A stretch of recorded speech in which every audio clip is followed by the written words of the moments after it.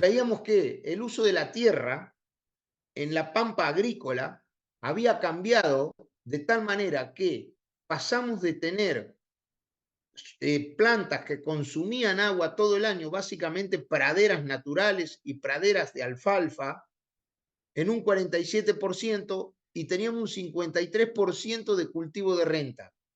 Eso fue en el año 89. En el año 2009, el mismo estudio hecho por el INTA nos demuestra que solamente queda como pastura permanente, consumiendo agua todo el año y raíces vivas todo el año, en esta superficie que más o menos son unos 250 kilómetros, la transecta que va desde Venado Tuerto a Las Rosas, plena pampa húmeda productiva de la Argentina, solamente el 17% de la superficie consumía agua y tenía raíces vivas todo el año. Y recuerden esto, que yo voy a hacer mucho hincapié en tener raíces vivas en el suelo todo el año. ¿Y qué pasaba? Pasaba esto que yo les quiero mostrar acá. Este es nuestro país, la Argentina. Lo que se ve más verde es la parte más productiva de la Argentina. Tenemos un país muy agraciado y tenemos alrededor entre 25 y 35 millones de hectáreas productivas entre agricultura y ganadería. Y en el recuadro más chico les muestro para que ustedes tengan una idea y se hagan una idea de en qué lugar de la Argentina son las fotos que yo les voy a mostrar ahora. Pujato, Pujato es Santa Fe, cerca de la universidad donde se graduó Pablo. Río Cuarto, Córdoba, Santa Regina, donde es mi campo, en provincia de Buenos Aires, y algunas fotos al último de la charla que ustedes van a ver unos viñedos en Maipú, Mendoza. Y lo que nos pasó esto, suelos muy ricos, una pradera pampeana espectacular, una llanura fantástica, que vemos cómo afecta la escorrentía del agua produciendo cárcavas. Esto es en Río Cuarto. Lo mismo ocurre en Pujato, suelos muy productivos con erosión. Y lo mismo ocurre en mi campo. La foto que se ve atrás, allá, el puntero se lo señala, es mi casa natal. Ahí está mi casa con la planta de silio y los galpones. ¿Qué les quiero contar con esto? Que por ese motivo es que aparte de hacer agricultura, empecé a preocuparme para que el suelo tenga la mayor cantidad de tiempo posible raíces vivas. ¿Y qué hice? Fue abrazarme a una herramienta que se llama cultivos de cobertura. Por eso, en esta píldora, como le llama Pablo, yo les voy a contar qué especies usamos, cómo las sembramos, cómo finalizamos esos cultivos de cobertura, cómo implantamos nuestros cultivos de renta, los de ganar dinero, algunos recordatorios y cómo integramos todo esto con el ambiente para disminuir el nivel de impacto ambiental, ya que nosotros aquí en Argentina tenemos una fuerte presión social por el impacto ambiental que produce la agricultura. Y para esto, para ir arrancando, lo que les comento es lo siguiente, que nosotros tenemos algo que es gratis, que es el dióxido de carbono. Si lo mezclamos con el sol, a ese dióxido de carbono, que es gratis, con el sol y el agua que viene de la lluvia, nos permite capturar ese dióxido de carbono del ambiente a través de las plantas, llevarlo a las raíces y de esa manera lo que hace es que ese carbono pasa a formar la materia orgánica del suelo y el 30% del carbono que fijan los cultivos por año quedan disponibles para el cultivo siguiente, que ese no es un dato menor. ¿Por qué? Porque lo que nos ayuda fundamentalmente es a sostener la cantidad de materia orgánica que tenga el suelo, que es el elemento que nos regula y nos hace de buffer para sostener la productividad de los suelos.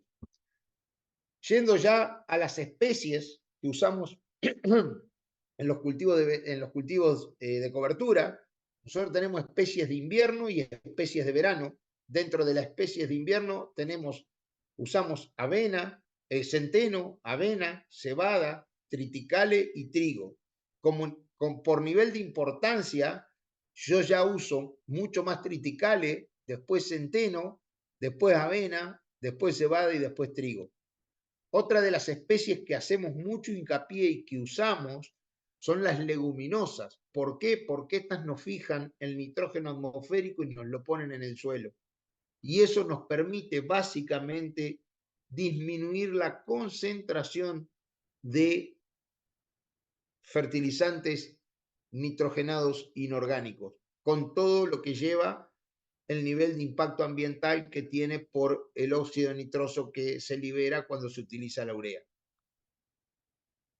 Perdón, básicamente nuestra estrella como cultivo de cobertura es la vicia villosa. La vicia villosa es una especie que se comporta muy bien, que nodula muy bien y que fija mucho nitrógeno.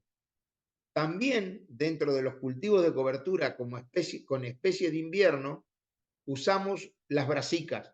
Básicamente las brasicas las usamos por dos motivos. Primero, como descompactador biológico por la prominencia de las raíces. Fíjense en las raíces pivotantes que tienen. Nosotros tenemos problemas de compactación en los suelos.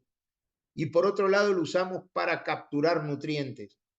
¿Qué nutrientes? Fundamentalmente el azufre y el calcio. Eso en nuestros suelos se van, disminuye el pH y todos sabemos que ante una disminución de pH, la disponibilidad de nutrientes para los cultivos sucesivos es mucho menor. Dentro de las especies de verano, como ustedes pueden ver acá, yo uso dos especies fundamentalmente, la moa y el trigo sarraceno. La moa es una gramínea carbono 4 que tiene una velocidad de desarrollo importante y el trigo sarraceno es una poligonacia. Tengo mi señora que me está apuntando de atrás, una poligonacia que tiene, la gran característica que tiene es que tiene un crecimiento inicial muy rápido. En 45 días llega a la altura esa que ustedes ven en la foto. Ustedes me ven a mí acá en la foto. Llega a esa altura, no tiene malezas, no vienen malezas adentro y tiene una gran captura de insectos, lo que hace que una regulación ambiental muy, muy importante. Cuando les conté, yo todas estas especies fundamentalmente las mezclo. ¿Por qué las mezclo? Para poder lograr la mayor cantidad de servicios ecosistémicos posibles en el menor tiempo posible. Cuando yo mezclo todas estas especies, lo que hago es aumentar la diversidad, romper las estructuras laminares. Nuestros suelos son arenosos y se forman como si fuese un alfajor 1000 hojas, y entonces eso es lo que rompe las estructuras laminares, acumular carbono, fijar nitrógeno de manera simbiótica, mejorar la gestión ambiental, y me van a escuchar hacer bastante hincapié en la mejora de la gestión ambiental, simular que son las pasturas que teníamos antiguamente, porque entonces el suelo tiene mucho más raíces vivas todo el tiempo. Y otra de las cosas es que también nos permite usar muchas especies en la rotación, y eso hace al aporte de un aumento de diversidad, que fue el primer punto que les comenté. Una de las cosas que vimos cuando nosotros empezamos a utilizar cultivos de cobertura multiespecies es el aumento de la infiltración. Y esto no es menor, porque aquí en Argentina lo que nos dicen es que con los cultivos de cobertura nosotros consumimos agua. La mayoría de nuestra producción es de secano, y lo que nosotros les podemos demostrar con este cuadro es que cuando nosotros no usamos cultivo de cobertura, nuestros suelos infiltran 41 milímetros. Cuando nosotros ponemos una sola especie como el centeno, nuestros suelos infiltran en una hora 62 milímetros. Pero cuando ponemos multiespecies, de estos cultivos de cobertura multiespecies, básicamente asociados a las brasicas, mírenlo cómo aumenta la infiltración.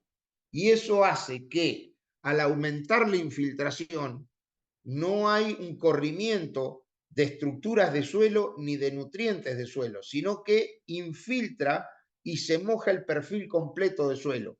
Y aquí es cuando nosotros decimos cuánto realmente cosechamos del agua que nos llueve, que eso es lo que nosotros le damos mucha importancia a la cosecha del agua en forma eficiente. Y lo que sí vemos fundamentalmente es a ojos vistas, miren lo que ocurre en el suelo. Sin cultivo de cobertura, la migajosidad de nuestros suelos es de 1,5 cm. Cuando hacemos centeno o gramíneas es 3,5 cm, pero cuando le metemos leguminosas a la mezcla, fíjense en la biodiversidad que hay aquí y la formación de biosuelo, le llamamos un suelo con vida, y en este ensayo, que son 6 años consecutivos, formamos 8,5 centímetros de suelo.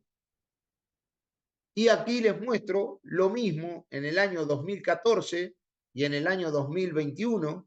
Y si ustedes observan en el 2014, miren, el suelo este era una estructura masiva, sin poros. Cuando empezamos a utilizar centeno, fíjense en ya cómo empieza a mejorar. Y mire cuando utilizamos multiespecies, la cantidad de raíz y la cantidad de vida que tiene estos suelos. Esto es muy importante porque más allá de que aumenta la infiltración y la cosecha de agua, aumenta también la disponibilidad de nutrientes, disminuye la cantidad de herbicidas que usamos, un montón de cosas. Bien, una vez que le conté las especies, ¿cómo siembro esas especies? Tenemos dos maneras de sembrar esas especies. Las sembramos al voleo en forma presurizada, con estas máquinas que andan adentro los cultivos, y que tiran al voleo por esta zapatita, la siembran la semilla al voleo, o la sembramos con nuestras máquinas sembradoras. Tengo el tractor y la sembradora de mi casa. Fíjense en que no es un tractor muy grande, con una sembradora no tan grande tampoco. ¿A dónde la sembramos? En todos los cultivos, soja, girasol, maíz, en todos los cultivos hacemos siembras al voleo o sembramos cultivos de cobertura con la sembradora una vez que recogemos los cultivos de renta. Esta foto les muestra cómo vienen los cultivos multiespecies sembrados al voleo dentro de las hojas sin trillar. Esta es la huella de la máquina cuando pasó. Otra de las cosas importantes que tienen los cultivos de cobertura, y para nosotros es muy importante, es cómo controlan las malezas. Los cultivos de cobertura controlan maleza por dos cosas: por competencia de agua y nutrientes o por interferencia de la radiación y la temperatura del suelo. Cuando decimos que los cultivos de cobertura hacen competencia por agua, luz y nutrientes, este es un ensayo que se ha llevado adelante en un campo en Robert, también en la pampa húmeda, y ustedes presten atención, cuando no se hace cultivo de cobertura, tenemos 33 malezas por metro cuadrado. A medida que hacemos cultivo de cobertura, 6, 5 y 3. Cuando hacemos vicia con centeno, tenemos 3 malezas por metro cuadrado. Lo que quiere decir que el efecto herbicida de este cultivo de cobertura es un 90%. Sin cultivo de cobertura, 33 malezas por metro cuadrado. Con cultivo de cobertura, 3. O sea, lo que estamos hablando de la disminución de la cantidad de herbicida utilizado. ¿Cómo finalizamos estos cultivos de cobertura? Estos cultivos de cobertura, nosotros hace muchos años empezamos a decir, che, ¿y cómo vamos a terminar estos cultivos de cobertura? ¿Con herbicidas los podemos terminar de manera mecánica? Y dijimos, ¿y si los rolamos? Y lo importante del rolado de los cultivos de cobertura es que primero lo pueden hacer con lo que tienen en la casa. Desde rolos, cubiertas de tractor, atada. El gran secreto es que la masa que hay, la masa que ustedes tienen, fíjense que vamos haciendo reforma, fuimos armando, y ese es el rolo que diseñamos nosotros en el año 2015, pero el gran secreto es que con esta utilización de rolos, estos son caseros, algunos en el Uruguay, otros en la Argentina, y después terminaron haciendo este rolo los chicos, es esto. Presten atención cómo queda una alfombra biológica formada por los cultivos de cobertura cubriendo el suelo permanentemente. ¿Esto qué nos permite?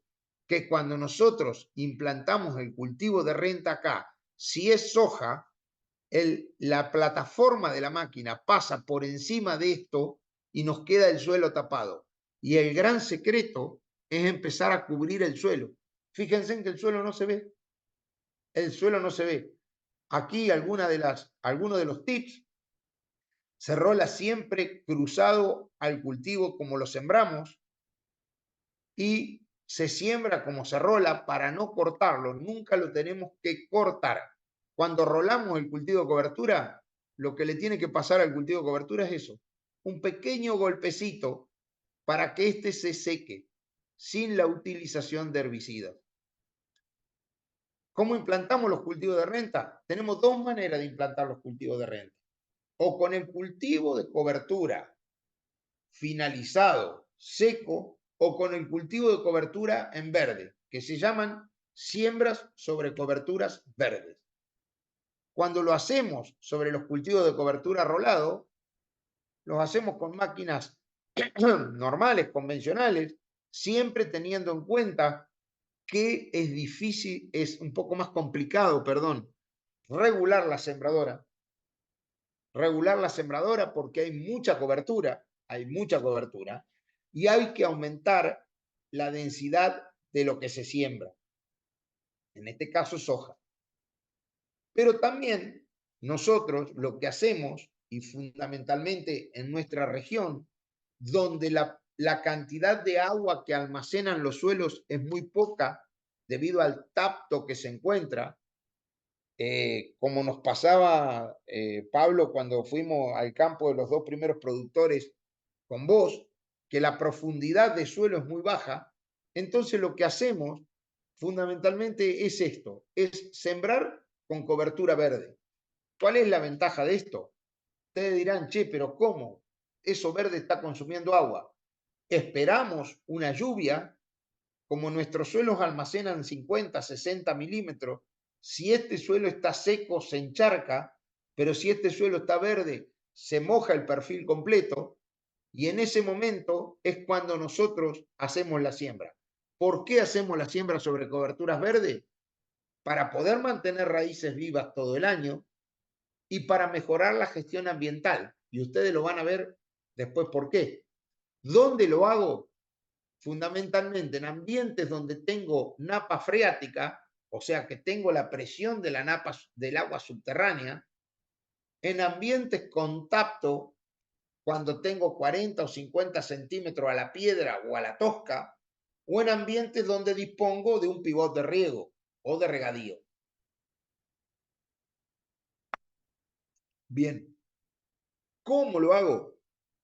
Fundamentalmente adaptando la sembradora, ya que están fabricadas, las sembradoras están fabricadas, pero no para sembrar sobre esta masa vegetal verde. Aquí están viendo ustedes mi máquina este año.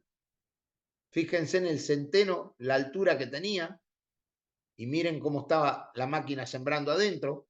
Y una de las cosas importantes de esto son los recursos humanos. Desde los empresarios que decidan a cambiar, imponer nuevas tecnologías en sus empresas, hasta la gente que está en el día a día encima de la máquina y la regulación de la máquina. El empresario tiene que tener el ímpetu de cambiar y quienes nos acompañan en el campo tienen que tener ese poder de observación que por ahí nosotros que no estamos todos los días encima del campo, ellos sí lo tienen. Así es como reformamos las máquinas. Fíjense en que son discos muy agresivos. Este disco tiene 9 ondas y esto lo que hace es abrir un surco de 2,5 centímetros y los discos plantadores son dentados, pero con el diente al revés. Gira hacia acá y lo que hace es limpiar el surco donde se pone la semilla. Una de las cosas que vimos, y que esto es que esto lo empezamos a hacer por dos cosas. Primero, porque se baja muchísimo la cantidad de principios activos que se utilizan. Y segundo, porque bajamos los costos de producción. Nosotros en Argentina tenemos un sistema político donde a nosotros nos quitan el 33% del precio de la soja el 15% del precio del maíz y del trigo, con retenciones de exportación, o sea, con derechos de exportación. Entonces tenemos que tener mucho cuidado con los costos de producción. Y esto nos ha llevado a tener menores costos de producción. Ustedes, si prestan atención, fíjense en la cantidad de herbicida que usamos sin cultivos de cobertura. Cuando el cultivo de cobertura lo hacemos pero lo pulverizamos, usamos 2,7 kilos. Cuando lo rolamos usamos 900 gramos, pero cuando sembramos en verde solamente usamos 200 gramos por hectárea de principio activo. Eso nos permite disminuir muchísimos los costos. Ustedes fíjense en aquí un cuadro para que tengan más o menos una idea. Por ahí los números no son los de Argentina con los de España, porque de Yapa nosotros tenemos unos insumos muy caros ahora, pero sin cultivo de cobertura en soja gastábamos $87 de herbicidas solamente, con cultivo de cobertura gastamos un 32% menos, cuando lo rolamos el cultivo de cobertura usamos un 45% menos, y cuando sembramos sobre coberturas verdes un 84% menos de herbicidas. Cuando yo siembro sobre coberturas verdes, aquí en Argentina hay dos malezas que estamos teniendo muchísimo problema, que una es la rama negra, Pablo, ayúdame el nombre, Coniza bonariensis, y el otro es el amaranthus, que es el yuyo colorado. Cuando yo siembro sobre coberturas verdes, es casi nunca tengo que controlar ninguna de esas dos malezas. Entonces, la cantidad de herbicida que uso es muy baja. Otra de las cosas importantes que tenemos en cuenta es la biointegración de estos sistemas. Esta foto también es un poco más al oeste de la Pampa Húmeda, esto es cerca de Las Rosas, y si ustedes prestan atención a esto, nosotros le llamamos corredores biológicos. ¿Por qué le damos tanta importancia a los corredores biológicos? Porque en la medida que tengamos la mayor cantidad de insectos, la mayor diversidad de insectos, tenemos menos insectos que nos atacan nuestros cultivos de renta. Fíjense, hay abejas, tijerillas, montones. Y tratamos de que nuestros campos estén así, súper floridos. Entonces, en la manera de que nosotros tenemos muchas flores, atraemos muchos insectos benéficos y eso nos ayuda a tener menores controles de insectos plagas sobre los cultivos de renta. Y otra de las cosas a las cuales hemos apostado mucho es esto. Nosotros, desde el 2014 hasta el 2020, lo que hemos hecho en un campo es aumentar la cantidad de colmenas de abejas melíferas, las que producen miel. Y lo que hemos hecho es mirar cuánto hemos controlado contra lepidópteros, básicamente isocas, las hojas, a medida que fuimos aumentando la concentración de colmena en el campo.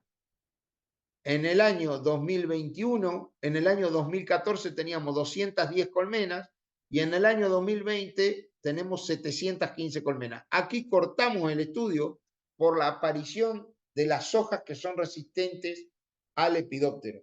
Yo siembro pocas hojas resistentes a isocas. Nosotros aquí en Argentina tenemos varios genes, dentro de ellos uno que le da resistencia a las isocas, a las hojas. Lo mismo nos pasa con los hemípteros. Fíjense, a medida que aumentamos la concentración de colmena, disminuye la cantidad de hectáreas tratadas. Lo que les quiero contar con esto es que en la medida de que nosotros logramos mayor concentración de insectos benéficos en el sistema, tenemos probabilidades de que tengamos menores ataques de insectos plagas sobre los cultivos de renta. Y como uno siempre va por más, esto es para ir casi cerrando, darle una vuelta más de rosca a todo este sistema y pensar un poco en que si tengo raíces vivas todo el año y tengo un reciclaje de nutrientes más rápido, puedo tener un control ecológico de malezas y eso hace que a mí me permita disminuir los costos fundamentalmente en la aplicación de urea sobre las gramíneas de invierno que nosotros hacemos aquí en Argentina, que es el trigo. Por eso en los maíces de primera, le llamamos cultivos interfilares. Lo que hacemos básicamente es con una fertilizadora, en este caso el maíz casi cerca de floración, sembramos cultivos adentro. Y estos cultivos están hechos a base de trigo sarraceno, moa, vicia, fundamentalmente. Fíjense en que son especies de verano las que utilicé. Trigo sarraceno y moa, que son las primeras que les mostré arriba. Y eso nos muestra que en la medida de que nosotros implantamos estos cultivos, nos permite obtener muy buenos rendimientos de trigo con aplicaciones de nitrógeno baja. Esto, para que ustedes se den una idea, son 100 kilos de urea. Hoy en la Argentina la urea está en $600, o sea, son $60 que ponemos por hectárea. Fíjense, donde no tuvo cultivo interfilar, el trigo dio 4.400 kilos, y donde tuvo el cultivo interfilar nos dio 4.900 kilos, 500 kilos de diferencia en la producción de trigo. Donde no le pusimos urea, también dio 500 kilos, y donde le pusimos 200 kilos de urea al trigo, ya se acorta la brecha, y fíjense que cuando nosotros le ponemos 300 kilos de urea, también se acorta la brecha entre la utilización y no de cultivos interfilares. Lo que les quiero contar con esto, básicamente, es que en la medida de que nosotros intensificamos el uso del suelo con raíces vivas, tenemos mayor disponibilidad de nutrientes y eso nos permite bajar los costos de fertilización nitrogenada, por consecuencia, bajar los costos de producción. Y esto es para mostrarles, ya que ustedes tienen muchos viñedos y olivos. He estado en España ahora en enero y he visto cantidades de viñedos y olivos. Estos viñedos los atiendo yo, están en Maipú, Mendoza. Es una bodega muy grande, la bodega Peñaflor. Y si ustedes fíjense en que estamos probando montones de especies interfilares, y de hecho en España vi cultivos de cobertura. Fíjense en cómo ellos hacen cultivos de cobertura anuales y los rolan entre la hilera de vid, y esto es cubrir el suelo para que de esa manera no le vengan malezas y puedan ahorrar agua en el riego, lograr mayor eficiencia de riego. Algunas otras fotos, fíjense, acá es Moa, esto es en un viñedo en la provincia de San Juan, un poquito más arriba de Mendoza. Acá sembraron sorgo forrajero, o sea, hemos probado varias especies. Algunos recordatorios y para ir cerrando y para hacer el intercambio, es que las especies que ustedes siembren, tanto de invierno como de verano, para cubrir el suelo, tienen que tener un rápido crecimiento inicial y ser fáciles de sacar del sistema. Cuanto más temprano se implanten, mejores beneficios van a lograr. El cambio en el sistema de producción es importante. Por eso es interesantísimo empezar de a poco y aumentar a través de los años la superficie. Y por último, no dejar de hacer experiencias en sus propios campos. Y como me dijo un amigo americano que nos visitó en el año 2019, Steve Groff, trata los cultivos de cobertura como si fuesen cultivos de renta. Cuidarlos y fertilizarlos. Por eso, yo utilizando todas estas tecnologías, logro tener el suelo de esta manera, con esta expresión de vida.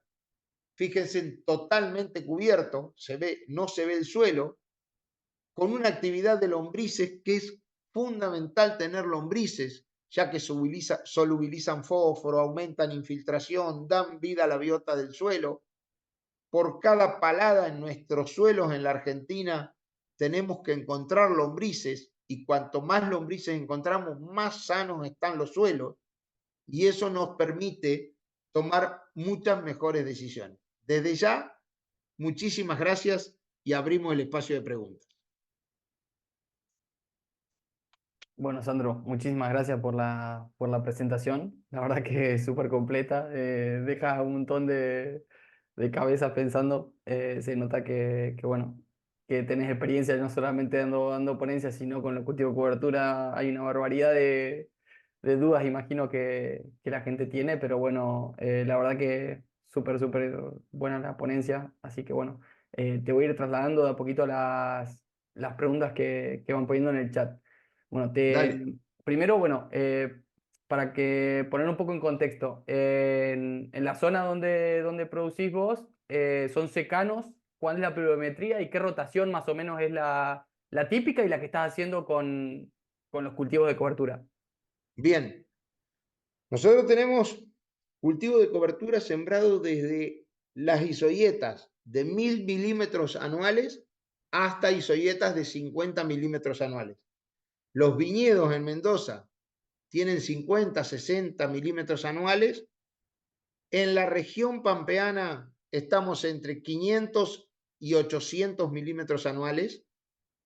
Y la rotación que usamos es trigo, soja de segunda, maíz de primera, cultivo de cobertura, soja de primera.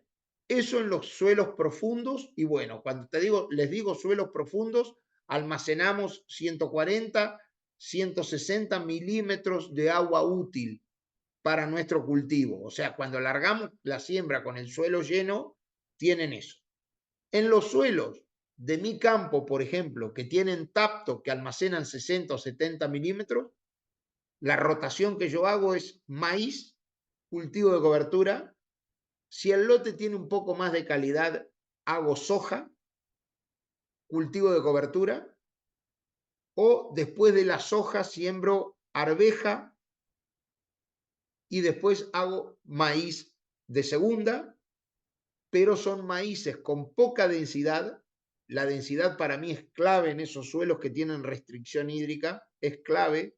Así que estamos usando densidades de 30.000 plantas por hectárea de maíz y estamos usando 140.000 plantas por hectárea de soja en esos suelos. Y, eh, y la fertilización que usamos, tanto en maíz como en soja, usamos un poquito de fósforo, un poco de fósforo, para reponer un poco de fósforo. Y urea casi no usamos en los maíces porque es aportada por la leguminosa de invierno que la fija desde el ambiente.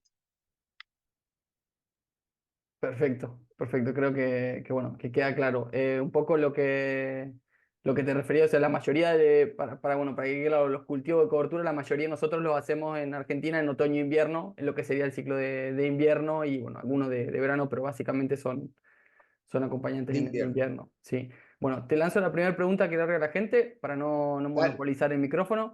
Dicen, en el caso de emplear centeno o triticale para rolar, ¿qué dosis de siembra se usa? ¿Dosis de cultivo como renta o se puede minorar o se puede bajar la dosis?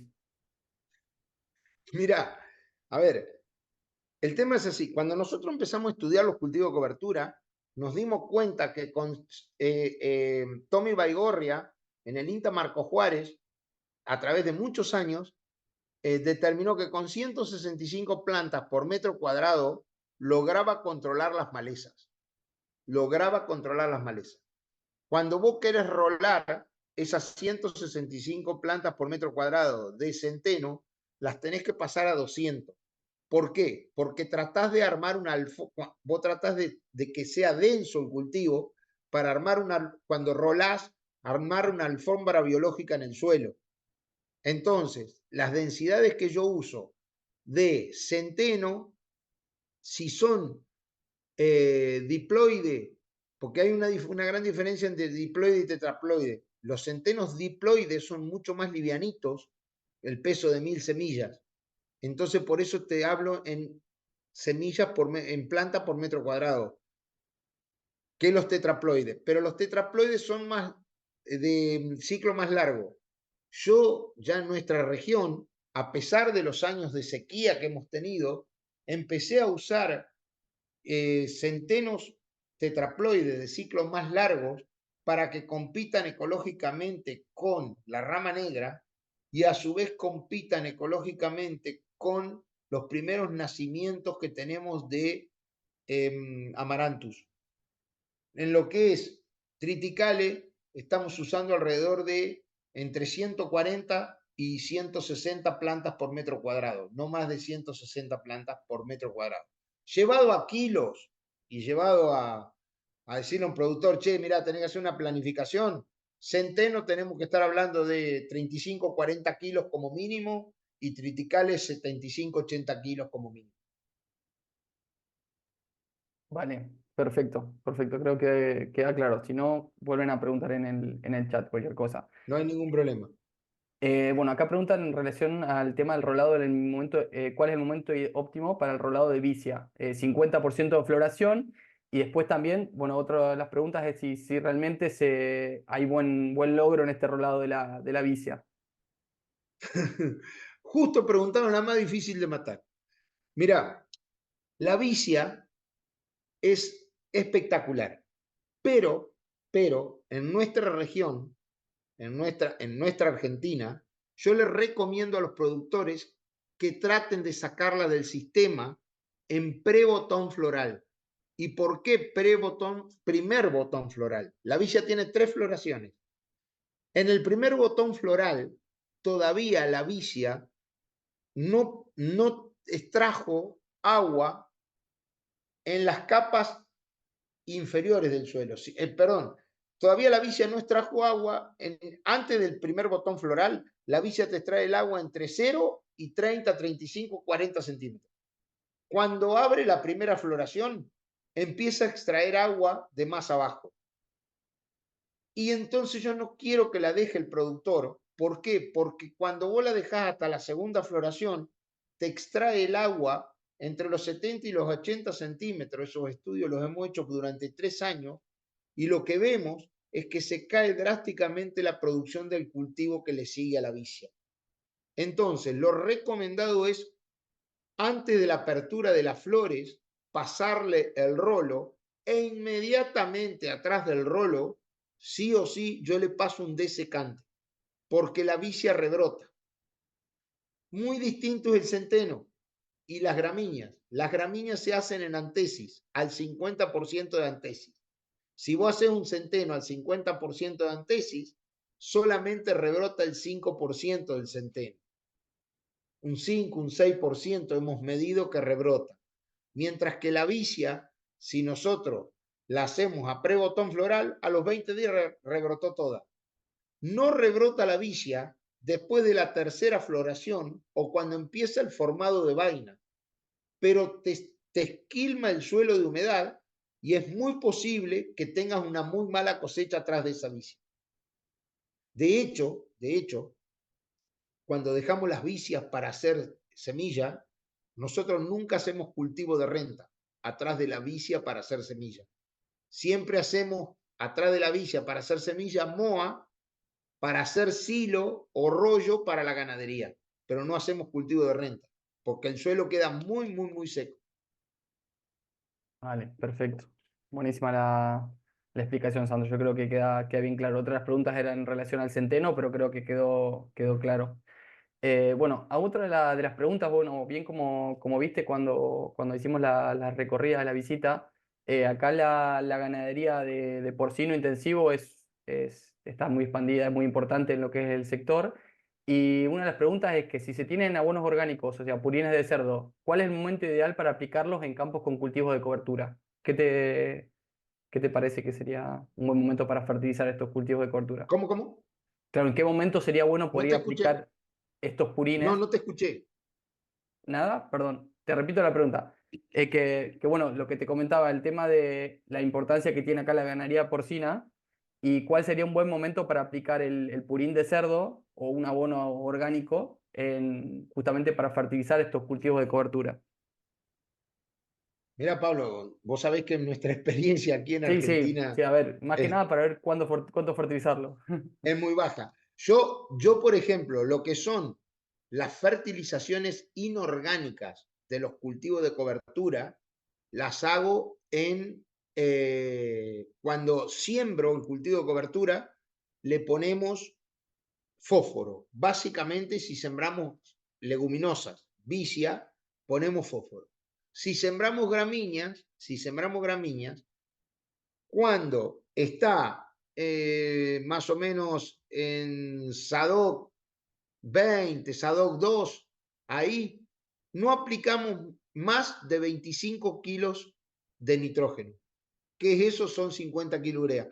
Pero básicamente lo hacemos, más allá de buscar aumentar la productividad de ese centeno, es cambiar la relación carbono-nitrógeno. ¿Por qué?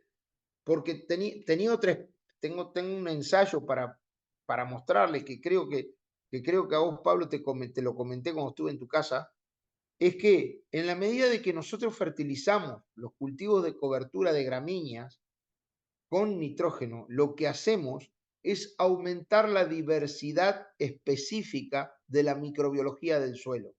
Y eso creemos que está dado fundamentalmente por una relación en el cambio carbono-nitrógeno de las raíces. Se debe a que cuando vos fertilizás tenés dos impactos.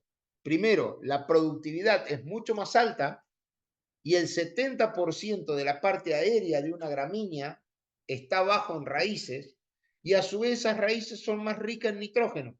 Entonces se degradan más rápido y pasan a formar materia orgánica más rápido. Entonces, el gran secreto de los cultivos de cobertura de invierno es que arranquen bien nutridos. Entonces, si yo tengo que ponerle el fertilizante que sea orgánico o inorgánico, yo se lo pongo al comienzo del cultivo, como hago yo con los inorgánicos. Ojalá pudiéramos tirar purín de cerdo, ojalá yo pudiera tirar el abono de un feedlot, que después de ver lo que vos me mostraste en Lleida me vine con una gana bárbara de tener un galpón para engordar mis novillos en vez de tenerlos al aire libre para poder juntar el guano y desparramarlo en el campo, ¿no? Pero ya te digo, las fertilizaciones nitrogenadas son muy bajas en los cultivos de cobertura y las hacemos en estado vegetativo, pero a bajas dosis. Con eso solamente nos ayuda a lograr cambiar la relación carbono-nitrógeno y que haya mucho más nutrientes disponibles para la campaña siguiente. No sé si les aclaró la duda, ¿no? Perfecto, yo creo que sí. Creo que al final un poco lo que explicás bien es la visión de cómo acelerar la descomposición y al final pensar que es una herramienta para disponibilizar los nutrientes para nuestro cultivo, que es lo que al final da la rentabilidad del Exactamente. sistema. Mira, miren, yo les voy a contar algo.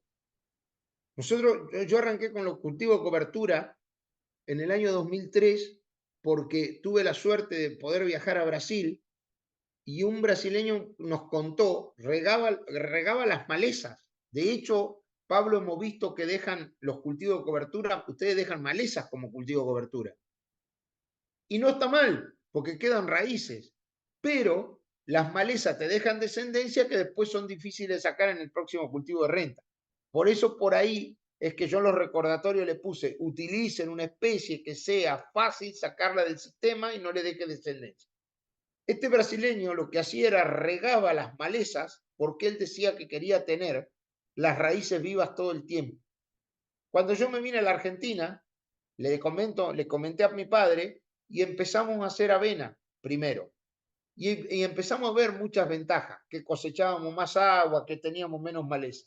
Pero el gran salto cualitativo fue cuando dijimos, che, con los cultivos de cobertura tenemos que recircularlo, capturar nutrientes que se barren por escorrentías de lluvias o, y a su vez, tenerlos disponibles para el próximo cultivo. Por ese motivo es que empezamos a mezclar cultivos de cobertura, empezamos a mezclar especies y eso hizo que nos dio un salto cualitativo. ¿Cuál es el salto cualitativo? Es que, por ejemplo, estamos logrando hoy 10 toneladas de maíz de primera aplicando 100 kilos de urea, nada más. ¿Por qué? Porque los suelos tienen una alta resiliencia porque vienen con mucho cultivo de cobertura y vienen con una microbiología totalmente activada el suelo. Y eso nos permite bajar la concentración de fertilizantes, ¿no? Y los costos, ni hablar. Sí, sí, creo que a ver, al final la cuestión de esto es que vemos que tenés una conciencia en relación al ambiente importante, pero la rentabilidad sigue siendo lo primero para que la empresa siga abierta. O sea, si al final todo esto no te generara un ingreso superior, es muy lindo el discurso, pero no se ve reflejado en las cuentas. Al final, creo que lo central de esto es que vos no es solamente es teórico, sino que sos un productor que realmente vio que tiene beneficio económico al hacer esto. Pero bueno, Mira, Pablo, eh, ser productor agropecuario en la Argentina es un gran desafío, es un gran desafío. Y nosotros tenemos que tener empresas y básicamente como somos nosotros, que vemos la empresa como que los que trabajan dentro de la empresa forman una gran familia. Y para nosotros eso es muy importante. Los proveedores para nosotros son importantes, la gente que trabaja con nosotros son importantes. Y para que esa empresa tenga vida, tiene que ser rentable. A su vez, tiene que ser sustentable económica, social y ambientalmente. ¿Por qué? Económicamente, porque tiene que subsistir a través de los años. Socialmente, porque nosotros necesitamos que la persona que trabaje con nosotros tenga la posibilidad de que sus hijos puedan estudiar, puedan ascender con un estudio, puedan lograr capacitarse y desarrollarse. Y tiene que ser sustentable ambientalmente porque hoy por hoy estamos teniendo una fuerte presión social en la Argentina, donde nosotros tenemos que tratar de producir con los suelos más sanos posibles los alimentos más nutritivos posibles. Entonces, me preocupo muchísimo por ese tema. Y te lleva tiempo. Por eso es que, por último, les pongo lo de los recursos humanos. Nosotros como empresarios tenemos que estar convencidos de esto, transmitirlo y liderar el cambio dentro de las empresas. Yo, el hombre que les mostré hace 46 años que trabaja con nosotros, trabajaba con mi padre y trabaja conmigo y con mi hermana. O sea que nos conoce hacia dónde apuntamos la empresa, conoce hacia dónde apuntamos el cuidado ambiental. Para él es muy, muy importante que no ocurran cosas que golpeen el ambiente. O sea, él lo primero que dice, no, eso no se puede porque a Sandro no le gusta porque golpea el ambiente. Mejor lo hacemos de otra manera. Lleva mucho tiempo, mucha capacitación, pero es la manera de liderar el cambio a las empresas. perfecto, estamos de acuerdo, Sandro. Comparto la visión. Te traslado alguna pregunta que hace Lorenzo. Dice, el ¿Sí? problema principal que observo es cómo sembrar encima del cultivo de cobertura, si debe ser seco o en verde, para un maíz o un sorgo, que son distintos tipos de sembradoras. Había otra de las preguntas que hacía mención en esto en relación a las sembradoras. Bueno, te comentaba vos acá cuando viniste, viste que había dos sistemas en sembradoras de siembra directa, que eran de reja o de monodisco. Y bueno, si querés hacer un poco mención de eso, vos te gustan mucho las máquinas y tenés experiencia en esto. A ver, nosotros acá en Argentina todas las máquinas ya dejaron de ser monodisco, tienen doble disco implantador y eso para nosotros es una gran ventaja. Y lo otro es que preguntaban por la de maíz o la de sorgo. Yo mis máquinas, tanto la de grano grueso, que es la que siembro maíz y soja, o la de grano fino, que es la que siembro sorgo o trigo o pasturas, están dotadas con estos discos totalmente agresivos.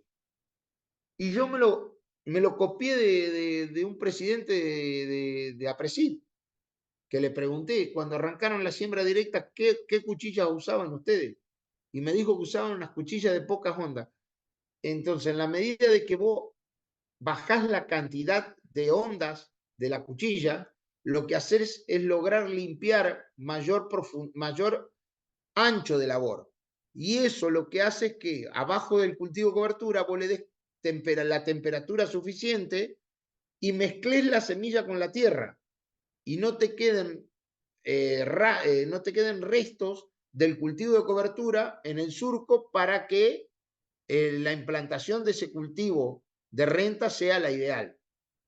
Nosotros no usamos zapata o monodisco, usamos todas las máquinas aquí en Argentina Empezaron a hacerlas monodisco, pero hoy se transformaron todas en doble disco abridor de surco. Y usamos una cuchilla muy abrasiva adelante. Eso en realidad lo hice porque nosotros tenemos mucha cobertura, donde por ahí no hacemos cultivo. No, yo no hago cultivo de cobertura en todos los lotes todos los años, porque por ahí no lo necesita el lote hacerlo, porque está totalmente cubierto con el rastrojo de la campaña anterior. Pero se nos complicaba mucho implantar la soja, por ejemplo, sobre un rastrojo de maíz. Entonces empecé a usar estos discos por eso. Y de ahí trasladé la tecnología a sembrar los cultivos de cobertura y a sembrar en verde. Perfecto, Sandro. Lo, Lo lo que que me... pasa, Perdón, Pablo, perdón. lo que pasa que acá en Argentina empezaron a utilizar unas cosas que se llaman barre rastrojos. El barre rastrojo, el problema que tiene es que nosotros con la cantidad de rastrojos que tenemos, produce unas atoraduras bárbaras, y lo otro que tiene es que el barre rastrojo te limpia el surco como 6 o 7 centímetros.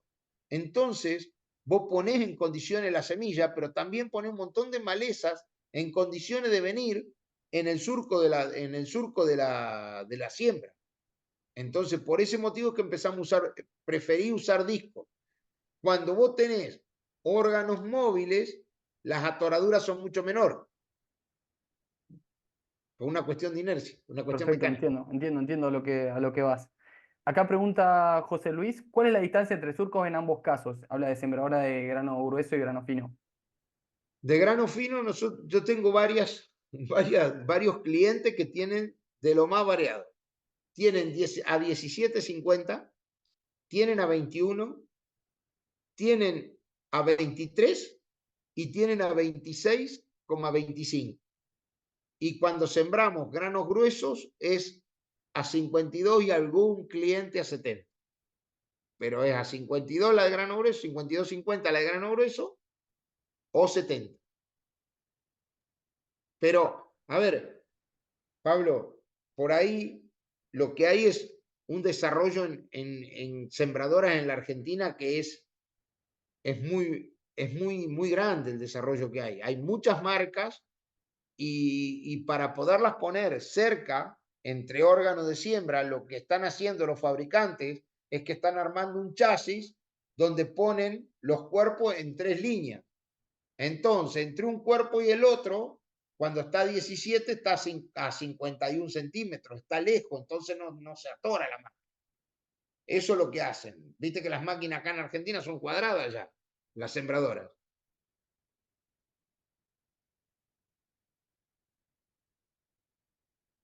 Bueno, ahora pasando a otra de las preguntas.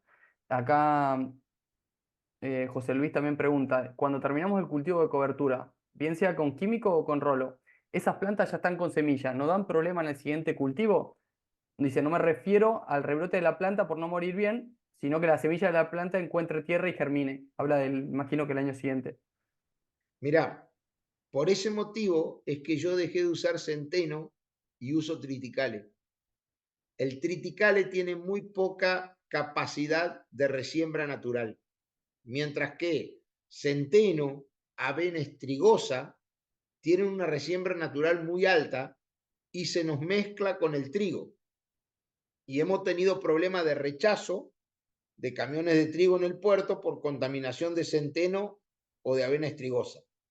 Por ese motivo es que en los lotes que tienen buena capacidad agrícola y se hace trigo, yo no uso centeno, uso triticale, porque el triticale te permite rolarlo antes de antesis, porque es mucho más alto que el centeno y te deja mucho y no te deja descendencia el triticale.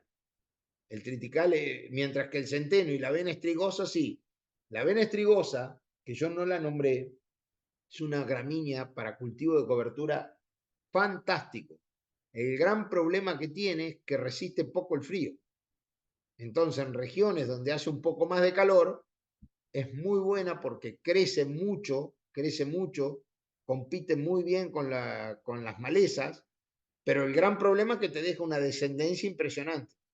Yo, por ejemplo, en mi caso, en los lotes que en un campo que no tiene aptitud de trigo, dejo todos los cultivos de las gramíneas de invierno que hagan, formen grano, porque es lo que viene espontáneamente. Están todos sembrados de maíz y abajo se ve todo el centeno, la avena estrigosa, parte del triticale que yo lo dejé que se pusiera viejo para sembrar maíz y trato de que venga espontáneamente para ahorrarme el dinero de sembrarlo.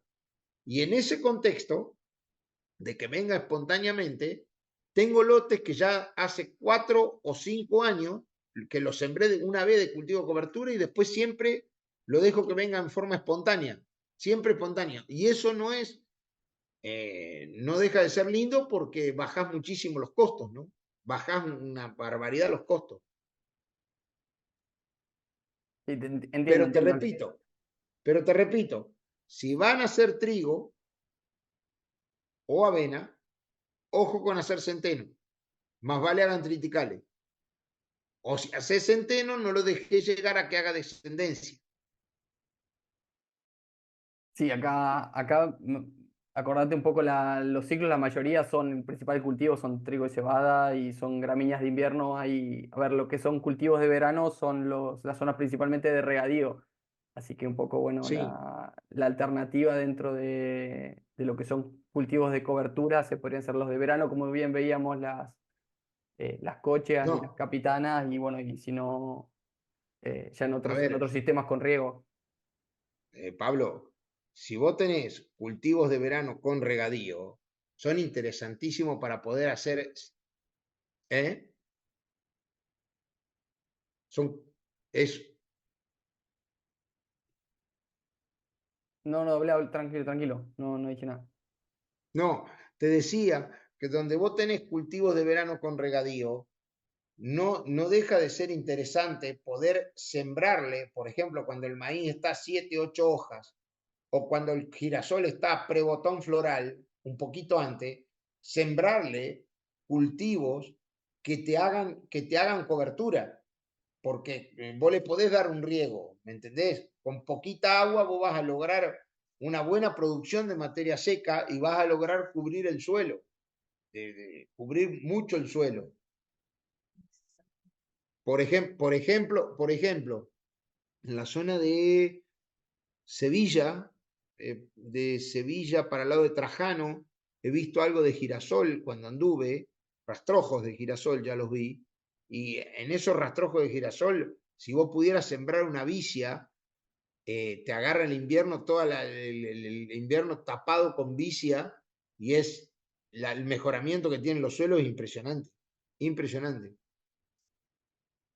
Sí, te preguntaba al principio el tema de las rotaciones, porque bueno, es algo que desde la asociación venimos tratando de machacar e insistir en el tema de hacer las rotaciones, sobre todo en grupos de familias diferentes, hacer rotaciones de gramíneas con leguminosas, ahora también con crucíferas.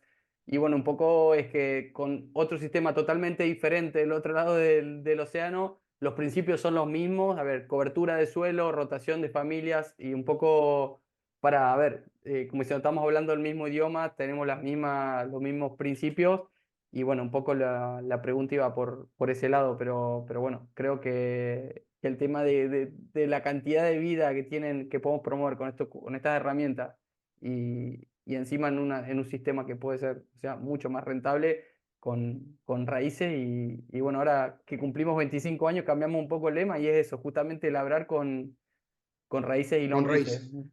raíces y lombrices, sí, sí, eso es fundamental. Y después otra de las cosas que que uno se familiariza con los cultivos de cobertura, es que también tenés rotación de los mismos cultivos de cobertura.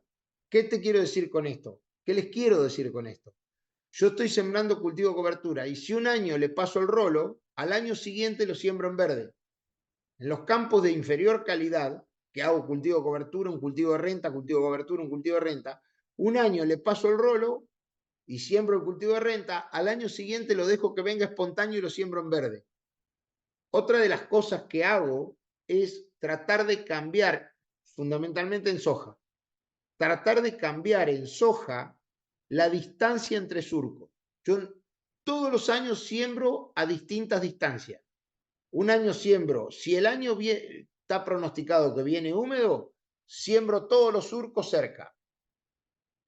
Si el año está pronosticado que va a venir un poco más seco, por ahí siembro 2 surcos. Yo tengo una sembradora que siembra 21. Siembro 2 surcos a 21, dejo 2 sin sembrar y siembro, se llama Twin Row el sistema. Siembro 2 surcos a 21 y dejo 63 sin sembrar. 2 surcos a 21 y 63 sin sembrar. Eso lo hago básicamente para que no se adapten las malezas a venir adentro de los cultivos. Lo que hago con eso, cambiando la distancia de siembra y cambiando la posición de siembra, básicamente acá en la Argentina lo puedo hacer. Yo ahí en Lleida, donde estuvimos, no es tan fácil cambiar una posición de siembra, Pablo, pero aquí en Argentina sí. Es porque de esa manera lo que yo hago es que cambio la entrada del sol a la canopia del cultivo y cambio la relación rojo-rojo lejano para tratar de interrumpir o de dar otra señal en la germinación de las malezas. Es un proceso ecológico del control de malezas, un proceso de manejo para que aparezcan menos malezas en nuestros cultivos de renta. Perfecto, Sandro. Sí, acá Con la costo verdad que cero, ¿eh? sí, sí, eso. Hey, Pablo, y el costo es cero, o sea, es tapar un surco para no sembrarlo. A ver, esto que yo les comenté durante toda la disertación, yo pongo mucho énfasis en el costo de producción. ¿Por qué? Porque el costo de producción de nosotros acá en Argentina, si se nos dispara, nos saca fuera de la cancha. Imagínense que hoy, hoy en la Argentina, el maíz vale $170, $167. Pagamos $28 de flete para ir al puerto y tenemos $4 o $5 por tonelada de gasto. Les digo la cuenta hoy me quedan $121 por tonelada cuando mando el maíz de mi casa al puerto. Me costó $750 implantarlo y me va a dar alrededor de 9 toneladas. O sea, voy a ganar $100, $120. Entonces el número es muy ajustado, hay que tener mucho cuidado, que las máquinas cosechen bien, que medir bien la humedad, o sea, ser muy prolijos, porque hoy por hoy el negocio agrícola en la Argentina no cierra de ninguna manera cierra, está muy complicado. Perfecto. Al final la profesionalización y el cuidado de los detalles, eso se mantiene en todos lados. Al final son las cosas que hoy en día te mantienen en la rentabilidad del Sí, sistema. Acá una de, sí. de las preguntas que me hacen es en relación a justamente esto. Dicen, presupongo que al intercalar cultivos de cobertura entre líneas de maíz o girasol, habrá que tener en cuenta el tema de los herbicidas residuales. Obviamente, pregunta en relación a esto, el manejo de los herbicidas con justamente la rotación y los cultivos de cobertura. Mirá, en maíz no tenés tanto problema. ¿Por qué? Porque en maíz vos usás 2,4-D, atracina, que la atracina te dura 6 o 7 semanas, y vos poner un cultivo de cobertura lo haces en la semana 9 o 10. Y en girasol no tenés problema cuando no usás girasol SL. Yo no sé si en Europa están autorizados los girasoles CL, resistente a Clearfield, que es el imacetapir o el imazapic. En general no tenés problemas de productos residuales. No tenemos problemas. Convengamos que Argentina, en la época de las siembras de los cultivos de escarda, en general llueve. Es la zona, en el momento que más llueve de la Argentina. Y el lavado de los herbicidas es más rápido, es bastante más rápido. Lo que sí te puedo decir, que la vicia y las gramíneas, sacando las sulfonilureas, el resto de los herbicidas no le producen tanta fitotoxicidad.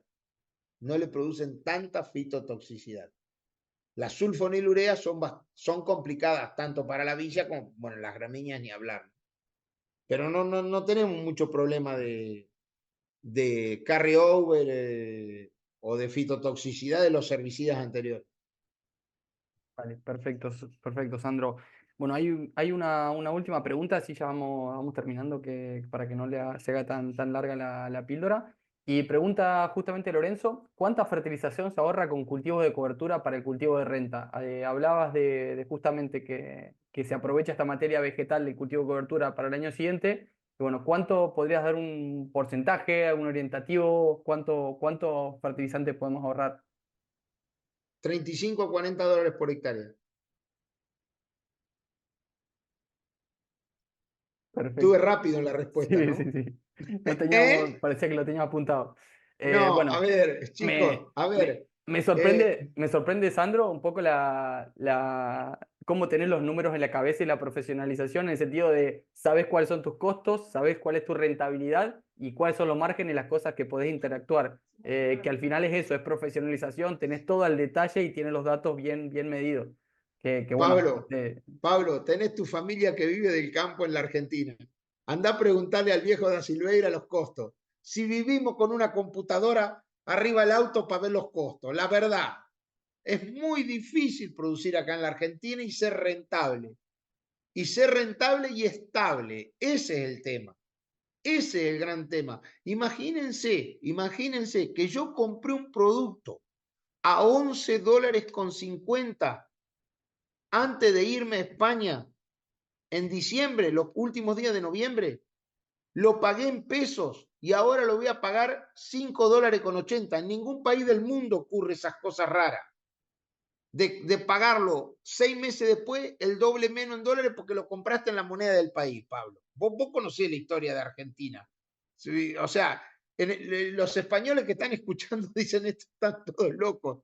Pero bueno, es lo que nos pasa como país. Esperemos que esto se estabilice, esperemos que seamos un país confiable y serio y que nos desarrollemos. Tenemos todo para desarrollarnos. Nosotros tenemos todo para ser el granero del mundo. Una llanura de 30, 40, 50 millones de hectáreas fértil. Cualquier lugar del país donde se recorre se puede producir limones, lo que durazno, manzana, pera, nueces, almendras, trigo, soja, maíz, sorgo, girasol, arveja, poroto moon, chía, lenteja, lo que se puedan imaginar. El gran problema son los avatares políticos que tiene este país. Y así, dentro de todo, o sea, a pesar de eso, nosotros somos el sector que más mueve el país. Por ese motivo es que si no tenemos al dedillo los números,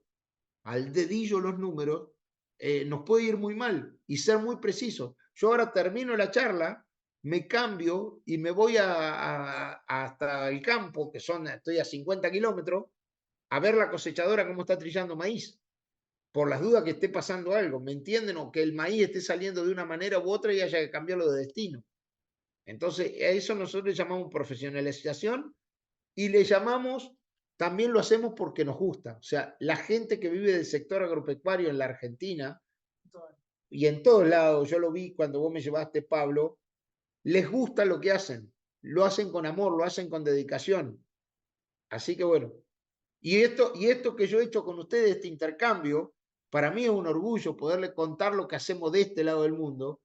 Y obviamente, Pablo, queda abierta la invitación a cualquiera de los miembros de Agracón que vengan a la Argentina, que me peguen un golpe de teléfono y nos visitan.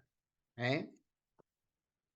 bueno, muchas gracias por la hospitalidad y bueno, ya te tendremos en cuenta como un referente para el caso que haya un contingente de Agracón que vaya a Argentina, que bueno, que te haga una visita, que la verdad que tengo la suerte de conocer el campo y es un gusto ver la cantidad de cosas que hay, que hoy no hablamos tanto de ganadería y otras cosas, pero bueno, es un sistema súper diverso, intenso y con ganadería incluida, así que bueno. De vuelta Bueno, agradecerte por la buena predisposición y bueno, la verdad que bueno, ya imagino que habrá alguna otra pregunta que quede dando vueltas, pero bueno, te la trasladaremos vía mail o lo después, que sea, ahí está en tu contacto en pantalla, así que bueno. eh, escúchame, Pablo, Después les paso la presentación por WeTransfer, te la paso así se la pasaba a los miembros. ¿Eh? Vale, bueno, muchas gracias, Sandro. Bueno. Bueno, damos por finalizada Ah, no, pero la... ¿la pudiste grabar? Sí, sí, está grabándose, así que bueno, Ah, listo, va a listo, quedar listo, listo. en el Ah, canal de quedó grabada, YouTube. listo, Sí, listo, sí, listo. así que bueno, Che, bueno, un placer fue. Me hicieron igualmente. estar cerca de España un ratito. Un abrazo grande a todos. Chao, chao. Bueno, muchas gracias, Sandro. Bueno, Chao, chao. de esta forma damos por finalizada la píldora de los jueves de Agracón con Sandro. Y bueno, los esperamos en la próxima píldora. Saludos para todos.